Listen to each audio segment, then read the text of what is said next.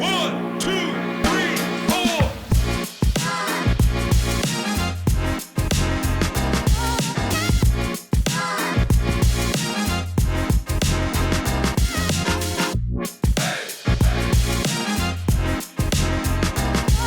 All right. Well, we are very, very, very excited to have a very special guest joining us this week on Talkin G-MAC. Gene Steratore is in the house, and we are so excited that you took some time out of your very, very busy schedule to chat with us today, Gene.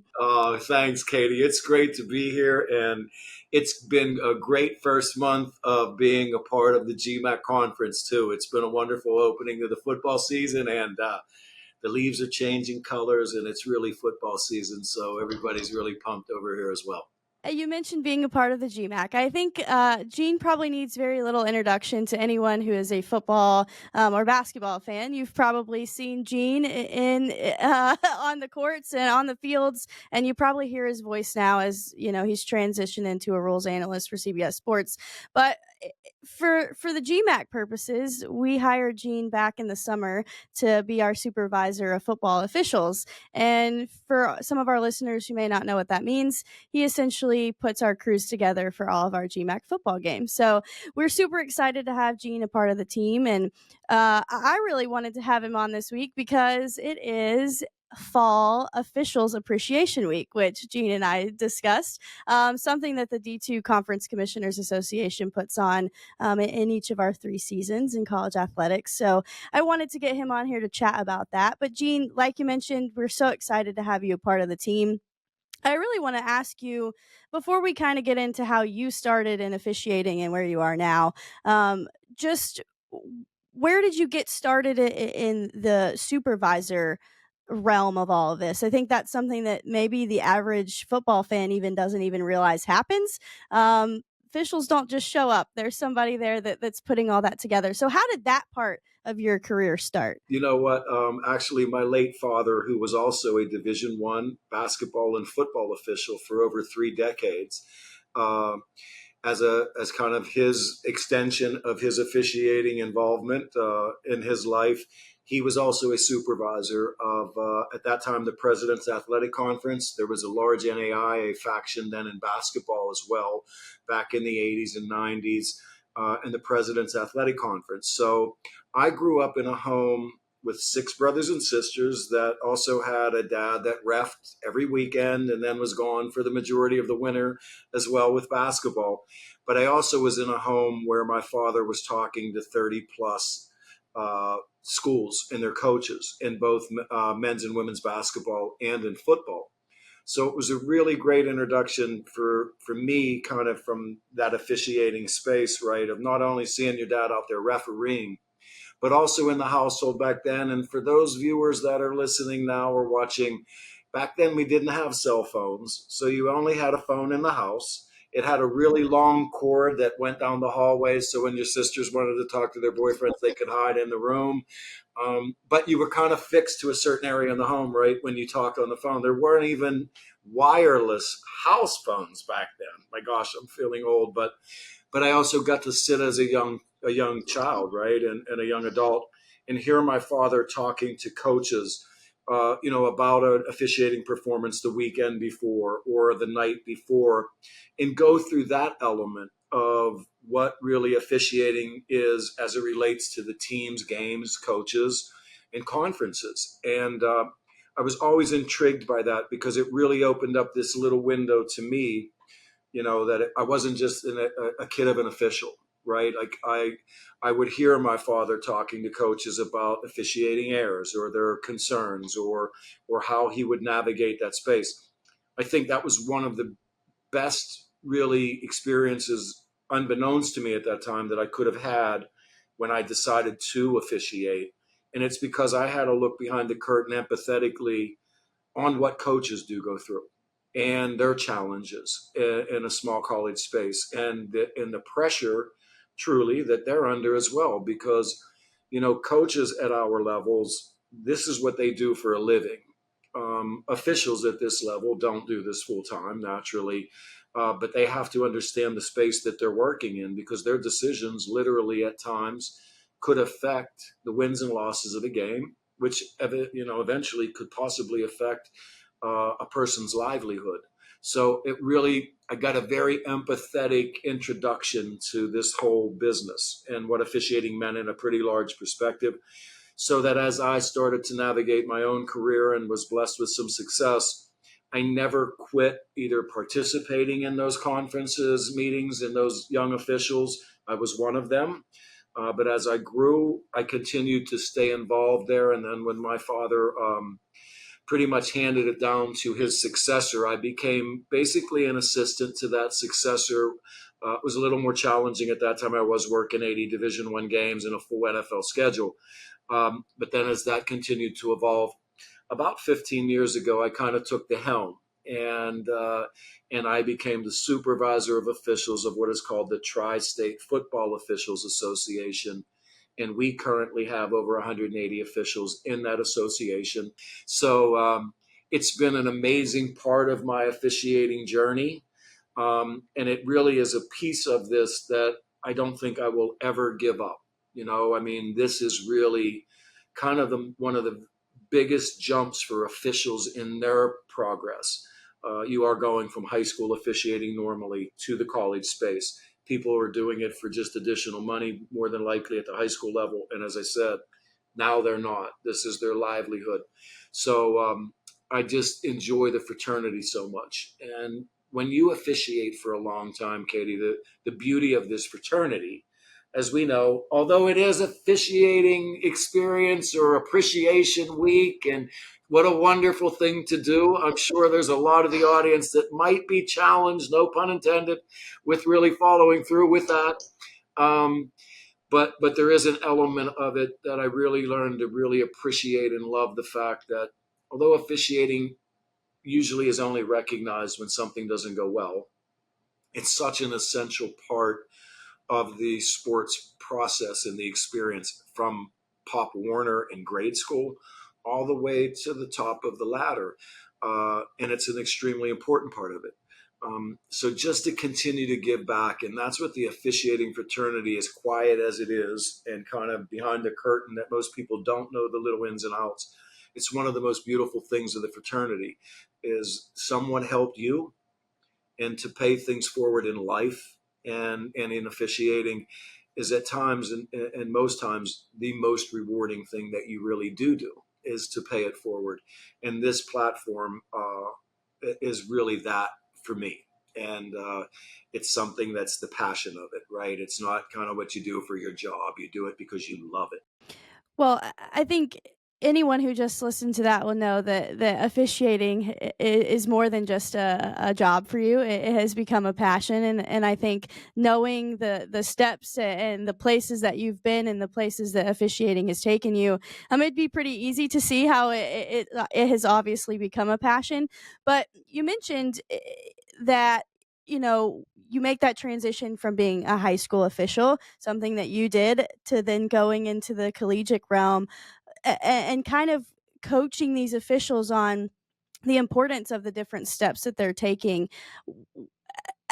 As the supervisor of 180 plus officials, what are those talks like when you're moving guys from, officials from, the D3 to the D2? What does that process look like for people who are unfamiliar with, and we'll get into your journey here in a second, but unfamiliar with how someone makes those jumps from those ranks? Well, it really is a lot like players. And if you really just pull back and you think, a lot of us understand how high school players get recruited, right? And then get a scholarship offer, let's say, and their families make that decision that that's where they're going. Officiating is really, if you look at it like the third team on the field, and how do we develop this team? It falls in those same really categories. The parallels are almost identical, right? So you need to have a good base of people that are viewing and watching high school level officials to see which of them appear to be qualified to possibly want to take this next step. So that's the first piece. And then once you get them into your association, my first talk at the clinic every year, and especially with new hires, is really what I started alluding to you.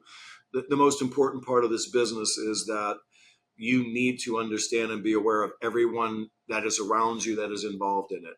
You also need to be extremely aware that, again, as I said, although this may be what you do on your weekend, it's not what someone else is doing on their weekend. It is what they do for a living. A lot of people ask me, as I was fortunate over these last 30 years, what was your most pressure? What was the most pressure you were ever under? And I put it into real terms like, yeah, I was on a very large stage. The pressure is immense because of the scrutiny and exposure of what you're doing. So that's pressure. But if you think about true pressure, if you are a Division 3 or 2 football coach, head coach, more than likely your journey started as a position coach somewhere. Your family lived in the faculty dorm, right? When you got married initially. This stereotypical, right, or more generalized, like, demographic of that individual is someone probably in their early 30s, late 20s, early 30s. They've been moving around in a nomad fashion, more than likely, for 5, 6, 7, 8 years. Their family has been very supportive and also lived in very different environments as they tried to seek that dream to becoming a coach that I could feed my family and support my family doing this. So you have to drive that message home for the level of importance of each of these weekend contests. And you have to have the individual that's going to officiate that fully understand that that's real pressure, because when Division 2 and 3 coaches potentially get let go because of lack of performance, you have to be real. Where does this 30 some odd yeared individual, male or female, then go for their next job? And what is that job? When you get let go in the NFL, or when you retire from officiating in the NFL, there's another job opportunity maybe, right? So you couldn't coach after 20 years in the NFL, so we'll put you on TV. But not when you're 35 years young with 2 or 3 young children that finally moved into the first home that we bought. And now your second grade son or daughter says, Daddy, are we going to be here? Yeah, this is our house.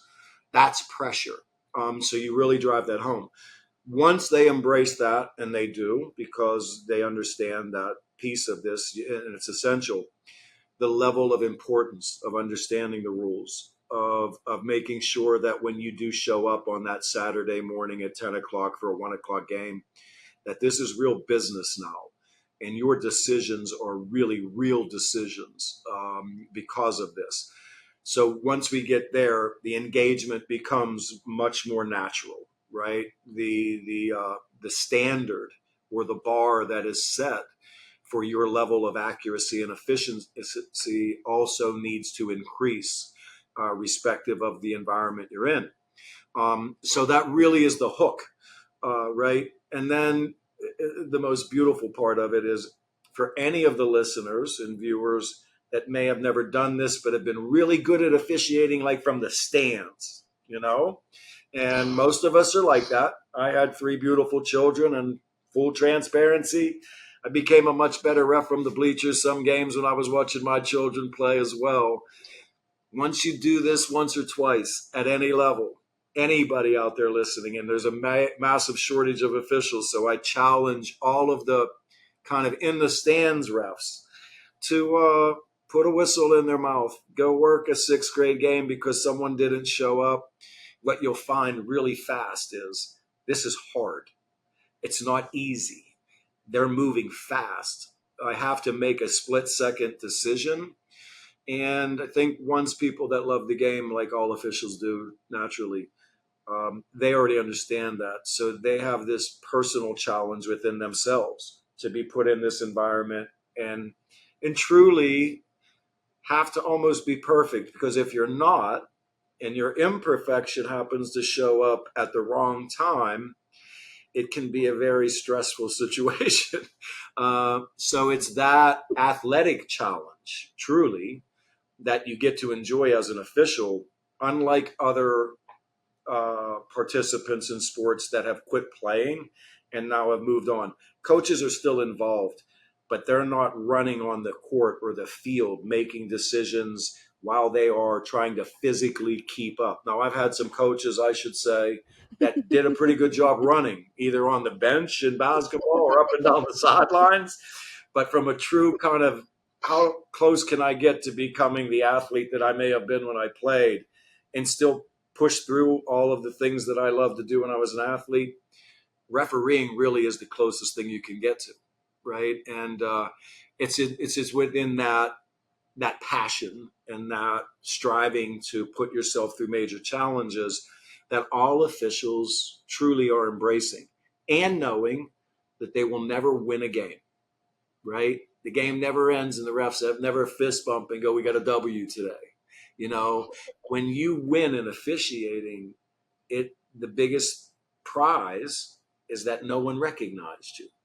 You touch on a couple of things that I want to ask you again and maybe expand upon, because I think somebody that's been around the game and has been around officiating as long as you have a unique understanding of what it takes to make those split second decisions. And I think we talk about that official shortage. It really is happening across all sports. We hear about it. We see it from our other supervisors of officials.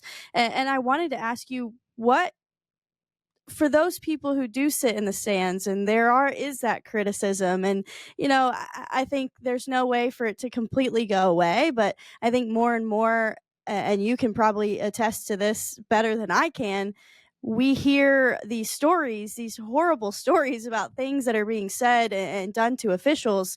What's your take on all of this with your 40 plus years? Because I'm sure you've seen that evolve over those years. I have, and it's a wonderful question, and it is a challenging time. And I really do think that we have to also embrace the fact, and you mentioned 40 years, which scares me, but you're like absolutely right. Actually, I started reffing when I was 14, so full transparency, 60. So it's been like 46 years of putting a shirt on. But you're right. And the negative impact of the toxic behavior, right? Whether it's in the look, all of anyone that's ever refereed anything or been to an event, it's appropriate for fans to boo when you do something that's not right. That's not a bad thing. It's part of the process. It's part of the experience. And as an official, you need to be able to embrace again your mistake in real time and realize that you made that mistake. But guess what? You can't stop now and go sit over there and pout because another play is going to happen in the next 6 seconds. So it's a wonderful piece of growth as a human being. And that really is what happened with me. What I see and what really is disappointing, it is disheartening. And I think it's really a microcosm of the climates that we're all in. Right? As I told you even earlier, there were no cell phones 40 years ago. There were only a couple games on each week. You know, the NFL only had 1 or 2 games on maybe on Sunday when I was a young adult.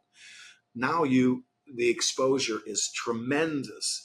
You add the expansion of social media, not just in sporting events, right? But really, you have to look at it from our lives. How are we living? What are our children living under?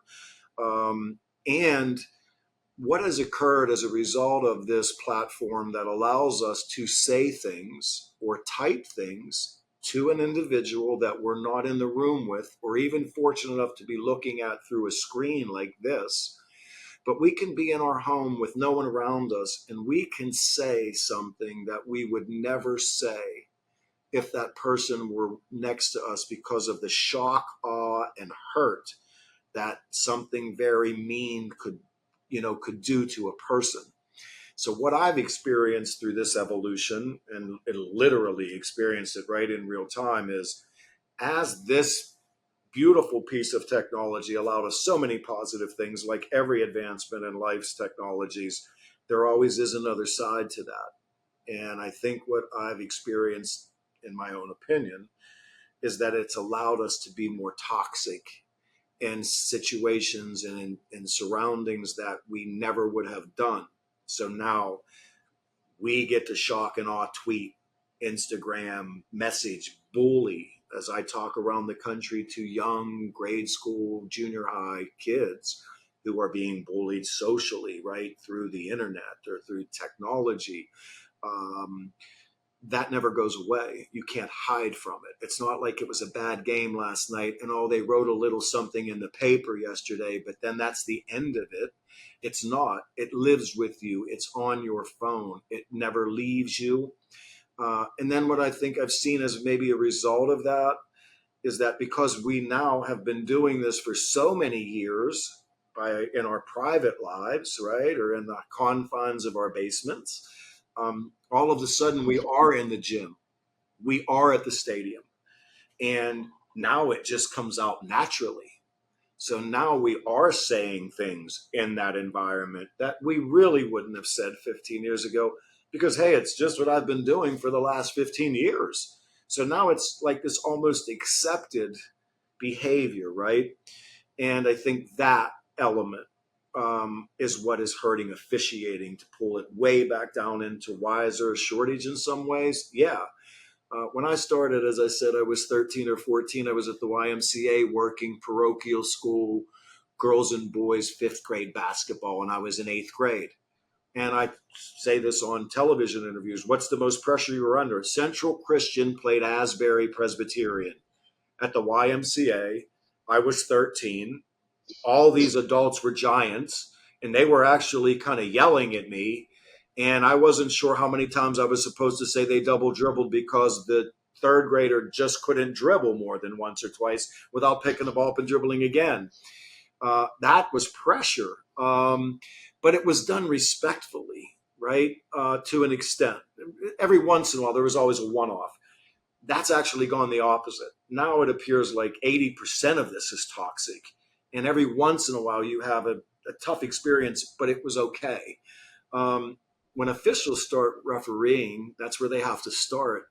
When that's the initial experience, and you look in the stands and it's someone's grandfather or grandmother doing that, and you're young, you're looking around when, I think I'll just deliver pizza for the extra money, right? Or I'll try to figure something else to do and try to stay involved in sports because it's just too overwhelming.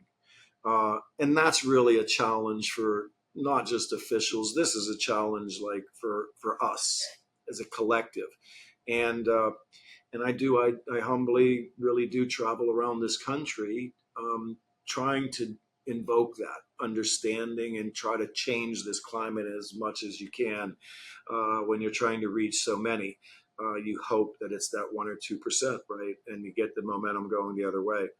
But that's what's going on, and there are schools or there are states that have to play football 4 nights a week because there are not enough officials to cover Friday night lights, which is like, look, we're in Ohio, Pennsylvania. We know what high school football and basketball and sports mean to our area, right?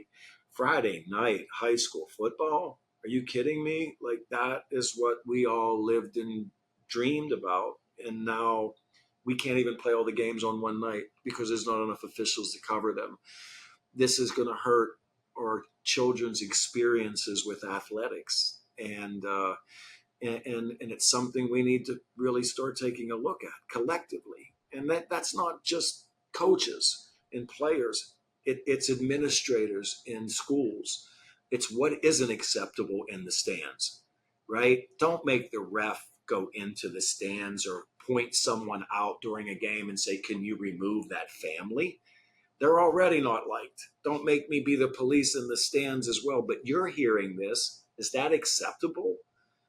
So that's kind of where I think we are. And I think it's a challenge and a very serious situation for all of us.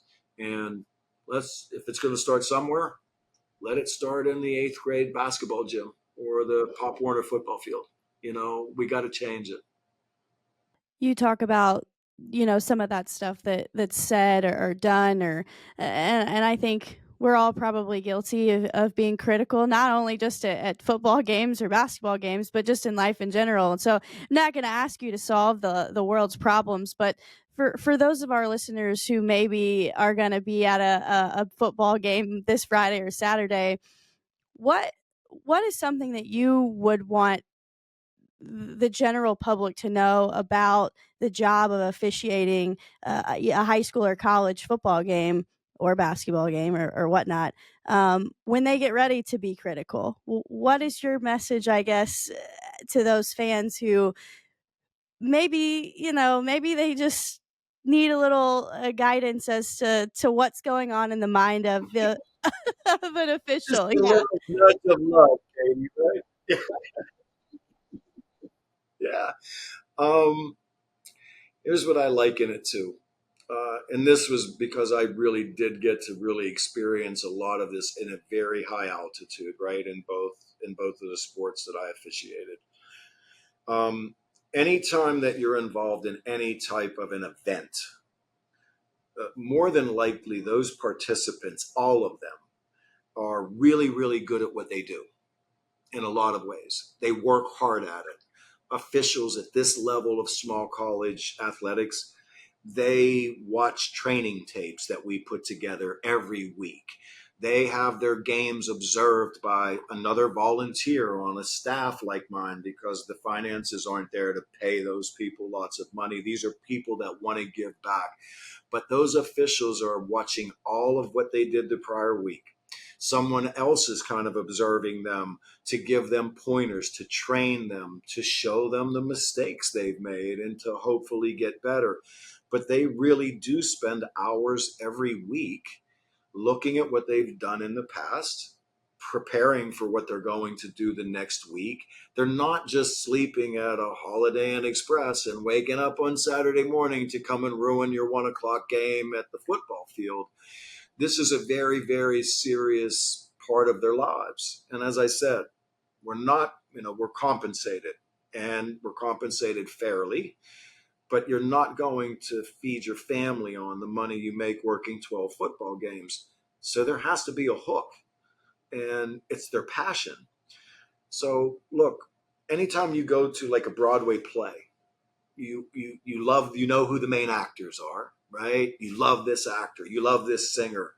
Um, but if you're a real student of the theater or a musical event or something of that nature, you also know who the director is. And I like to go to plays that this person, woman, or man directs because of the way they put together the show.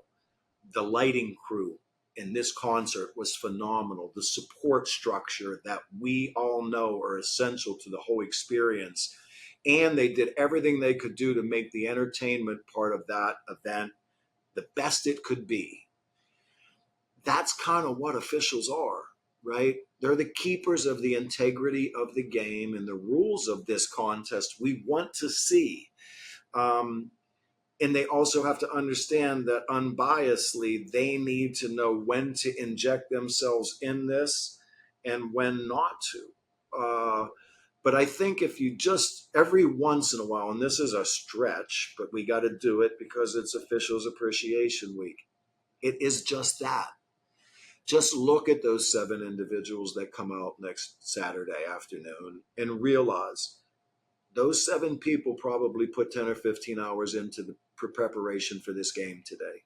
They have left their families at 7:30 in the morning and probably driven 3+ hours together to get to this location because they love this game as much as I do as a parent fan of the game, maybe even a little more, because they're devoting Tuesday, Wednesday, Thursday, and Friday to this. I'm not.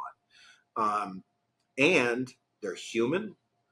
Uh, they are obviously confident enough to want to be in this space.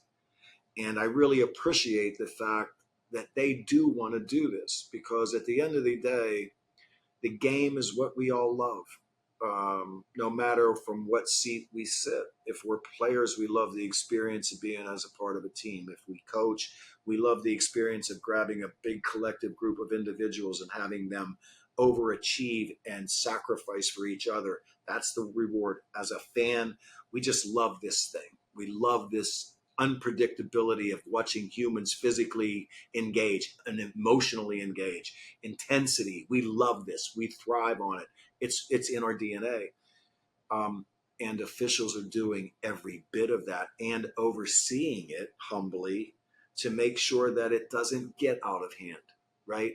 We love intense football rivalries. We love when the Steelers and the Browns play or the Bengals and the Browns play. We can't wait that every other snap, my goodness, the contact and intensity out there is, I just can't wait for the next snap. Because is he going to get to the quarterback and, am I going to see the big hit? That's cool. That's awesome. It's entertainment. But if it goes one more click and a fight breaks out, there's a sickened feeling that we get. Like, why did this just happen? Right? And all of us, more than likely, because of the phones, we've seen that. And we know that, oh my gosh, it's so ugly. And what was so beautiful in almost the same level of intensity became so ugly so fast because of the lack of control. That's what the officials are doing, right? It's the calls are the calls. You're a play caller. When a foul happens, you should engage and interact with the call. But to officiate is not just to get the plays right. It's to manage the intensity, right? And keep it within what you humbly believe is part of your job. And the phrase I tell all of my officials is you always make sure that if any participants are starting by their actions or behaviors or words, doing something that's not good for the game, it is your responsibility and part of your job to let them know what we're doing now isn't good for the game. I'm going to interject myself if we don't temper it. So management in this situation becomes a much deeper part of the officiating experience and the reward of that. And no one knows you're doing it, which is the coolest thing. The players know, the coaches know, but the general public, really not a clue, which is cool. It's a good thing they don't, I think. But they're like, that's the levels. So that's what you need to see when players start bellying up this week, right? It's week 5, week 6. I just watched 2 or 3 games on my stream over the weekend while I was working of our G-MAC games. There's great football happening right now. Homecomings are just finalizing and wrapping up. There's buzz in the air.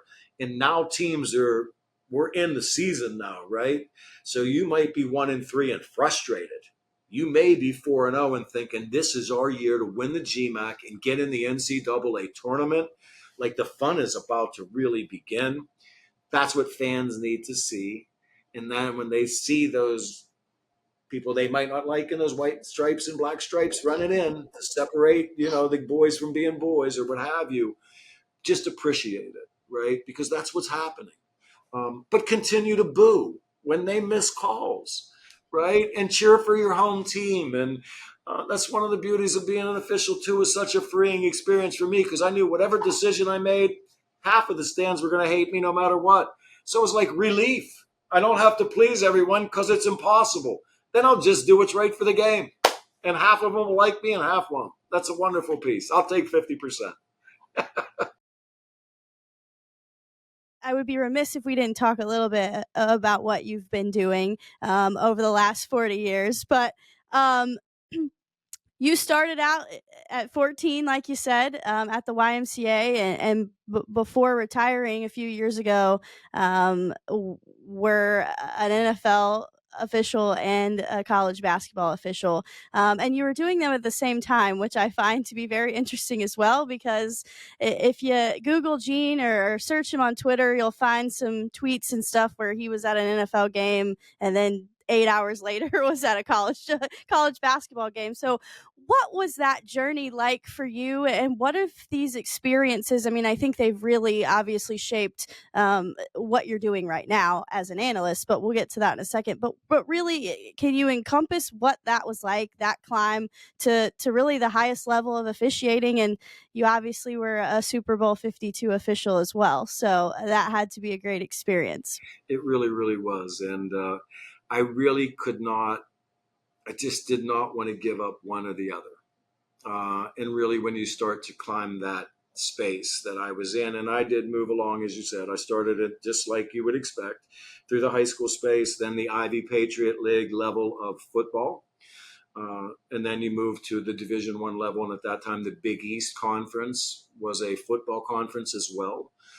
So I did go that route in football. Basketball took me through the Atlantic 10, into the Big East in basketball, then into the Big 10 Mid-American Conference. And at the end of my officiating kind of career, I was working 14 conferences in basketball. The Big 10, the Big East, the ACC, the Mid-American, Horizon, Summit, Atlantic 10, Colonial. There was a lot. And then, as you said, a full 17-game NFL season. Um, it I just love the fact that I would wake up literally 100 out of 365 days in a year, and when I woke up that morning, it was game day. I never lost that. I was a 3-sport athlete in high school. I went to college and played football. I loved game day. At 6 brothers and sisters, there were 7 of us. It was almost game day in our house every day, right? So just as a kid with older brothers and a sister and youngers, family members, somebody was waking up that morning at breakfast and it was their game that day. And there was excitement in the house and that real cool feeling like they're wearing their game jersey to school today, but it was a buzz about game day. And I was addicted to game day. I still am. It's what I miss. I don't miss the traveling. My body can't handle the physical challenges that officiating truly opened up to me as I aged and now was continuing on this path. And it was weird because in college, especially college basketball, I just kept getting older. But every 2 or 3 years, another truckload of players much younger showed up. They kept staying between 18 and 22, and nothing for nothing, but waking up at 50 after 5 straight basketball games and an NFL game. That next game the next day, you weren't waking up as spry as you did when you were 30, right? But it was within that kind of personal space that I learned that I just, for whatever reason, that was my path. That was kind of what that additional passion was. I was a single father of 3 children for a lot of that time as well, that lived with me in a very, for a majority of the times. So there was so many different plates in the air, and sleep was overrated. Anything more than 3.5 or 4 hours was just a waste of time. Like there wasn't time to do that. But I just think it was kind of what I've already alluded to, right? It was knowing that at the end of this day, at 7 o'clock during the week or at 1 o'clock on Sunday afternoon, you were going to put yourself in a position where you had to really take everything else that was going on in life out and really focus in a really high level, in a very highly scrutinized scenario in front of thousands, if not millions of people. And you needed to perform and be perfect and understand you weren't going to be. And then learn how to navigate through that imperfection and continue to grow from it. So it became so much more than an athletic event for me. It became the fabric of my empathetic life, I think, of understanding fans that dislike me and being okay with it, actually embracing it, and would purposely sometimes at Assembly Hall, because the fans were so close at IU, right, in the midst of a really hard game and you're dripping as, can't run with these kids anymore and someone's yelling, you kind of almost knew who was yelling without seeing them, and you could turn real quick and catch them in the second row and kind of take the sweat off of your brow and just look at them and go, this is really hard, with a smile. And they would break down, and there was a moment there where it was why I did it. It was that. Yeah, the games at times, as you said, there was a Super Bowl or 2 there. There were big games that people may remember. But for me, it was really just the other part. And it was that. And it was the interaction with these individuals, because our lives and our careers paralleled. Many coaches that I was in Division I basketball for 27 years. So their entire coaching career, they're successful coaches. And my officiating career, we lived life together. right? And in the NFL space, players, a lot of them last 10, 15 years. I came in when Tom Brady was in his second year, and I only retired 1 year behind him or something, right? But those paths, and you pass each other or you share this space, was so unique, and it was so cool, and you were so humbled by that, and so appreciative of it, that it just became something that you needed to be aware of the moment and how fortunate you were, and just continue to keep persevering through that, and it was a very difficult challenge to hang that up, and kind of move into another space. But I think it was the right thing to do. And now I am home a little more. I'm a grandfather now. So, right, like the priority has changed. The kids, I could be away 120 days. You guys can figure it out. You're adults now. I'll be back, take care of stuff. I made a few meals that are in the fridge. The grandkids, it might be time to retire. It's time for Pap to come home. So that helped. And then really, really what was presented to me after Super Bowl 52 was this opportunity to kind of do what I'm doing now. Well, Gene, I do want to ask you what that transition has been like from officiating games, live action, being down there with everybody, to now being a rules analyst. And 20 years ago, we didn't have a rules analyst. The two guys in the booth, or the guys and the gal in the booth, they just had to go with whatever knowledge of the game that they had. So we've really added an extra element to the broadcast when, I'm sure everyone watching over the last couple of weeks have heard them say we're going to go to Gene in the booth and see what he has to say. What has that been like? Sitting in front of a bunch of TVs, watching games simultaneously, and being kind of a rules intern. Horrific, scary as ever at certain times, just like when you refed. So there was that.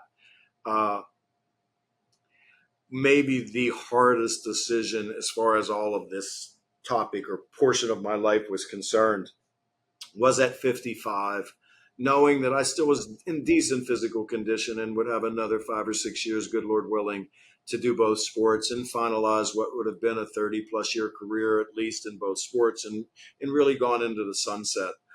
To make that decision at that time, knowing that the next 6 or 7 years could have even been even more rewarding from the big game kind of, I guess, perspective, to wiping the table clean and to taking a job that you never did before. That was with CBS Sports, the largest broadcasting sports entertainment network in the world.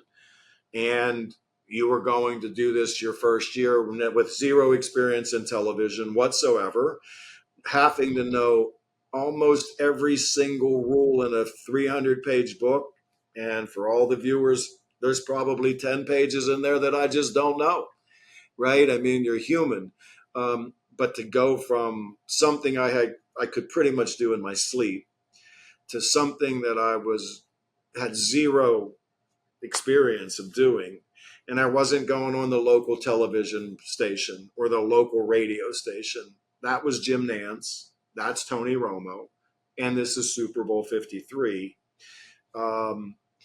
Was, as my beautiful adult children say, they said, of all your accomplishments, the fact that you decided to do that in the prime of your officiating career, to do something you never did and take that chance, to them, they think it might be the most satisfying decision that they watched me do as a parent, because I wiped it clean and gave it a shot, which truly is the truth of it.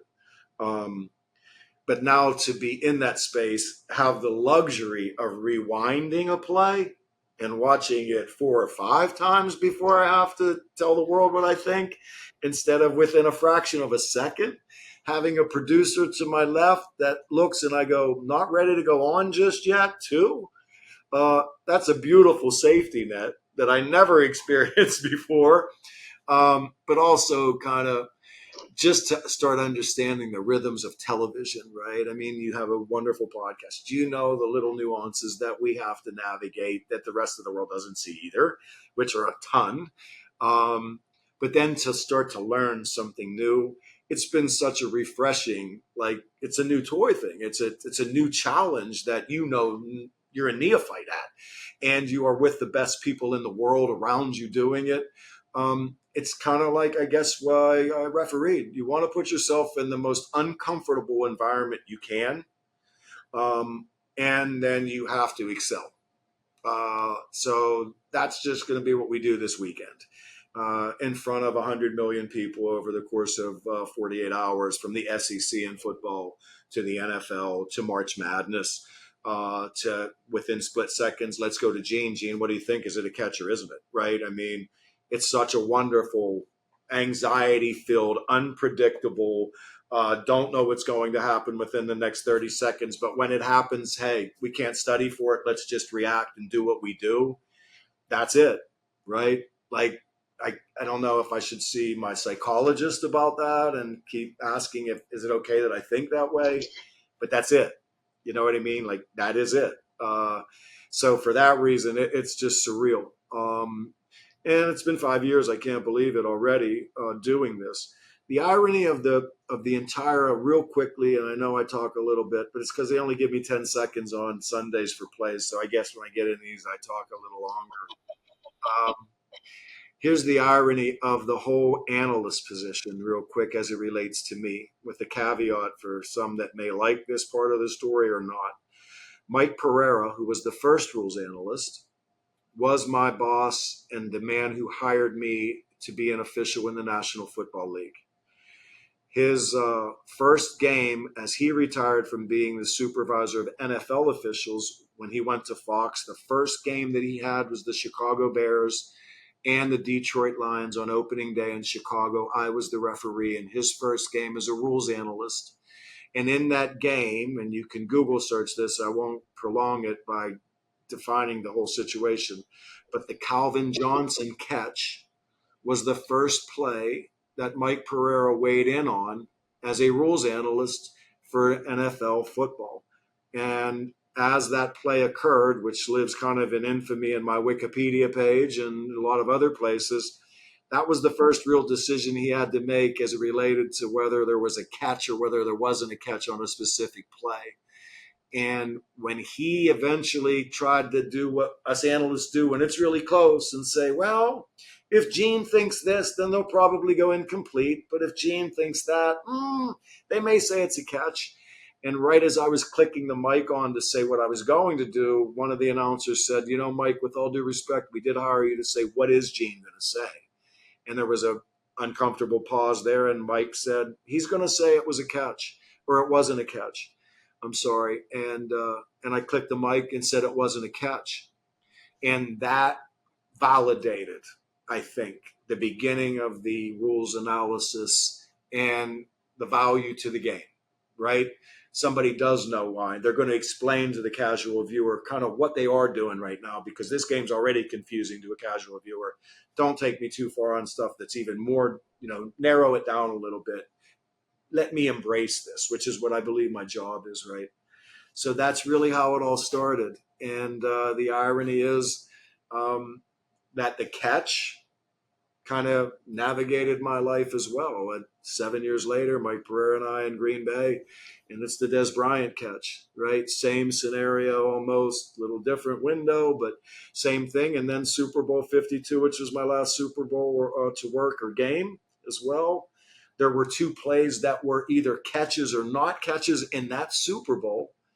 And the color analyst on that game thought that both of the things that I said were the opposite.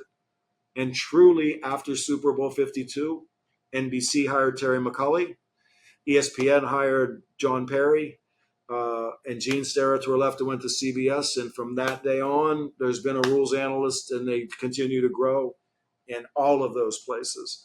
So I kind of worked my way through that space, unbeknownst to me. And as you age, you realize a lot of this is fate, right?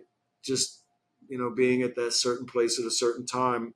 you're really not driving the bus. Somebody else is. You might be sitting close, but you don't have the wheel, and that's kind of where we're at. So we'll see what the next week and years bring, but I'm sure there'll be a few catches that the viewers disagree with, and some of those boos will still take place, but I won't hear them as intimately as I may have heard them before.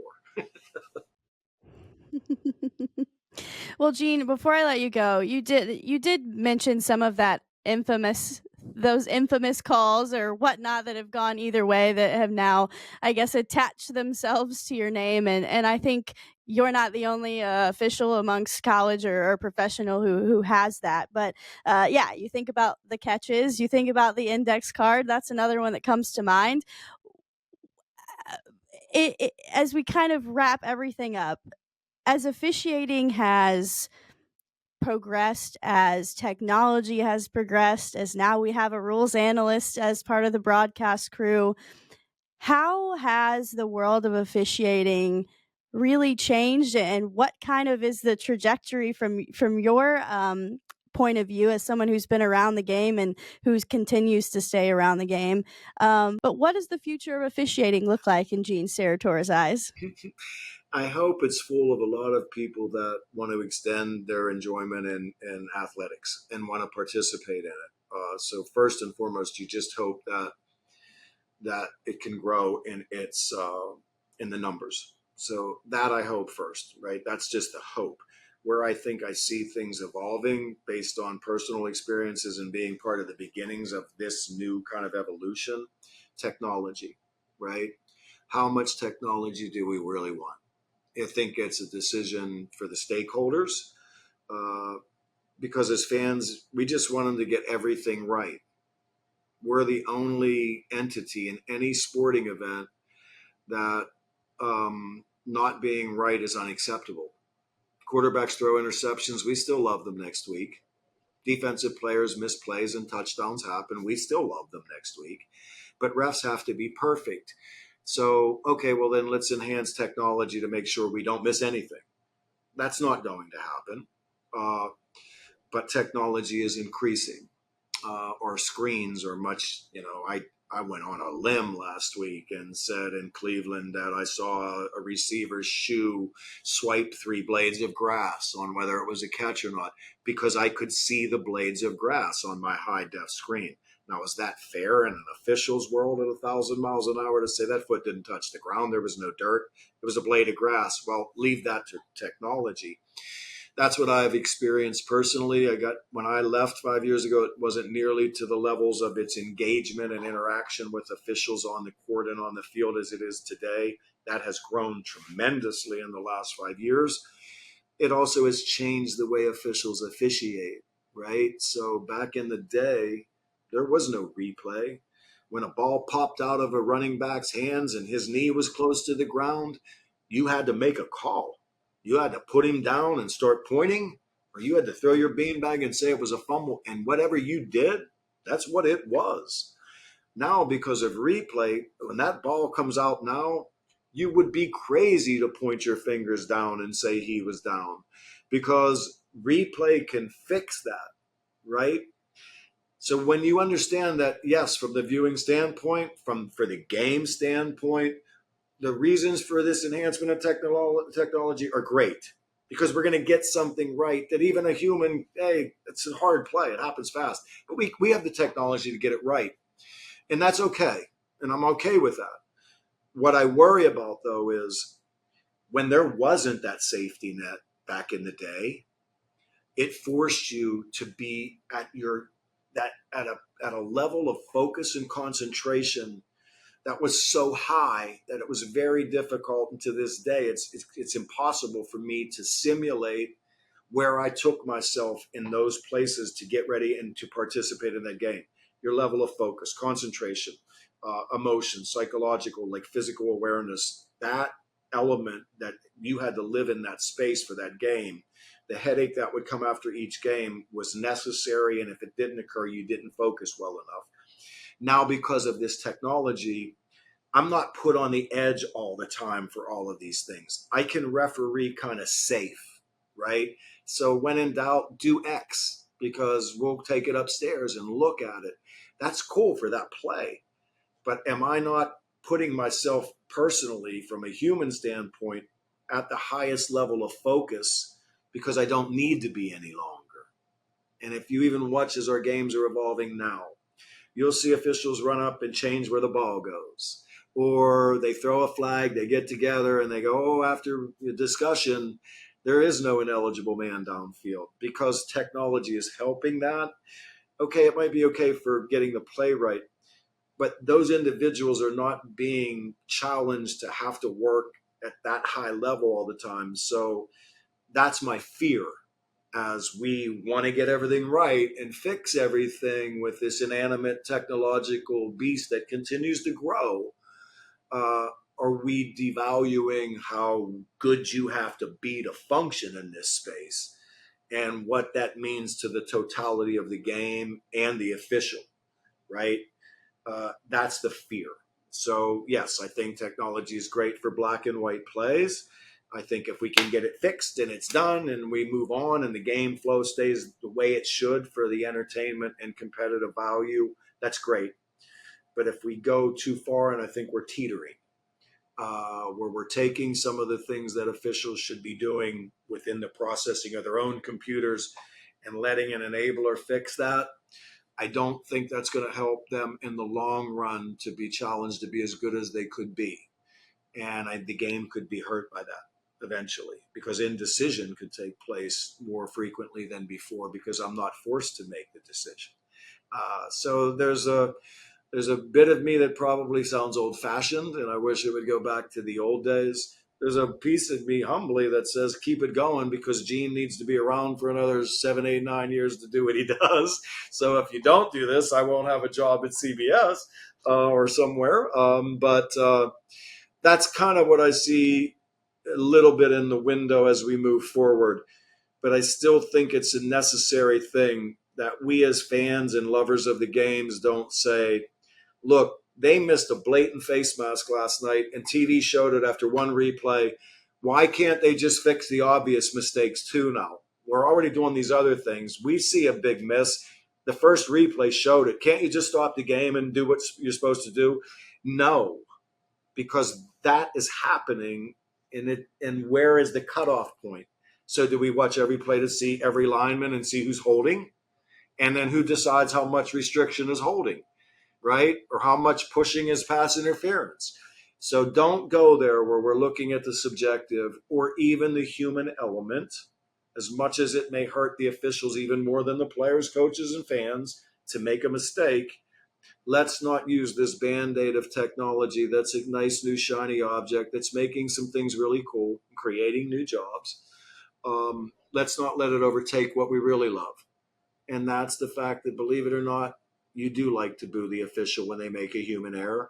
It's part of the experience. You probably would never admit that until you really looked at yourself, but let's not get rid of that, right? The games are the games and loved because they are done by humans who do make mistakes, but who also perform at a super high level for the most part, very efficiently. That's what I'd say to the fans too. You see that real tight play on the sideline, and then you look up and you see the replay and realize that receiver caught that football, got one toe in, and flew out into the bench. And that ref and those two refs were standing there and looked at each other, and within a second, they both went, catch. Cheer them. Say, that was not easy to do. I mean, I watched it 6 times. I'm still not sure. They got that right. My goodness, those two are pretty good. That would be cool. We don't care if you applaud or anything, but it is Officials Appreciation Week. So that's the piece, right? That's the piece. Well, Gene, we appreciate your time today. I think this was a very insightful conversation. I know I learned a lot, and it was fun to hear some of your experiences and you to talk about some of those plays that I think people associate you with that are football fans over the years. But we appreciate especially all that you do here for us here at the GMAC, and we're glad that you're a part of our team. And like you said, we're rolling with football season, and the playoffs will be here before we know it. So again, we appreciate your time and everything that all of our officials do for the game at our level and beyond. Thank you, Katie, and thanks again to the GMAC and everyone, all the administrative people, the schools, the ADs, the coaches, and just everyone that I know works so diligently and so hard to make a lot of these things we take for granted a reality all the time. And a great thanks to all of them for that, because like officials, they aren't recognized and appreciated all the time either. And we do take a lot of that for granted. So even though it's Officials Appreciation Week, it's only, I think, fitting to close with officials appreciating everyone else as well. So thanks so much. And let's get ready for some great football in the GMAC in another 6 days. Wanna hear you go.